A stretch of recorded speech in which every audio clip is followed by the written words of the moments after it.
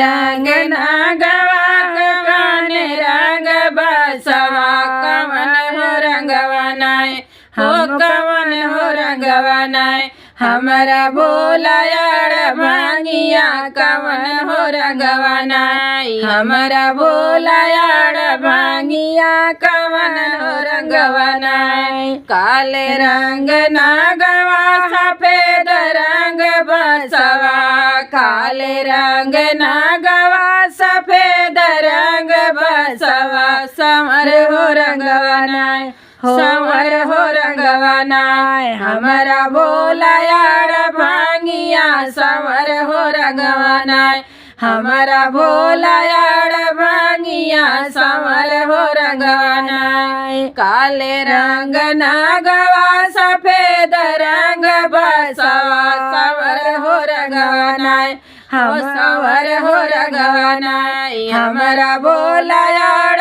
भांगिया सवर हो रंगवा नाय पिए नागवा हो काऊ चये बसवा काऊ पिए नागवा हो काऊ खाए बसहा काऊ खाए नाय काऊ खाए नाय हमारा भोला यार भांगिया की काऊ खाए नाय हमारा भोला यार भांगिया की काऊ खाए नाय दूध पिए नागवा घासी खाए बसा दूध पिए नागवा घासी खाए बसवा भंगिया खाए नाय हमारा भोला यार भांगिया की भंगिया खाए नाय हमारा भोला यार भांगिया की भंगिया खाए नाय कहाँ है नागवा हो कहाँ है बसहा कहाँ है नागवा हो कहाँ है बसहा कहाँ हो है नाय हमारा भोला यार भांगिया कहाँ है नाय हमारा भोला यार भांगिया की कहाँ है नाय हमारा भोला यार भांगिया की कहाँ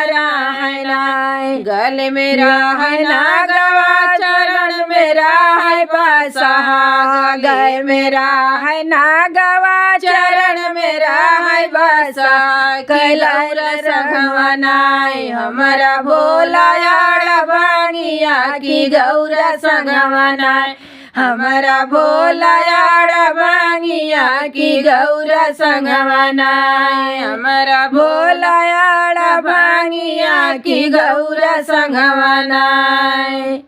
कौन रंग नागवा कवन रंग बसहा कौन रंग नागवा कवन रंग बसहा कवन रंगवा नाय हमारा भोला यार भांगिया कवन हो रंगवा नाय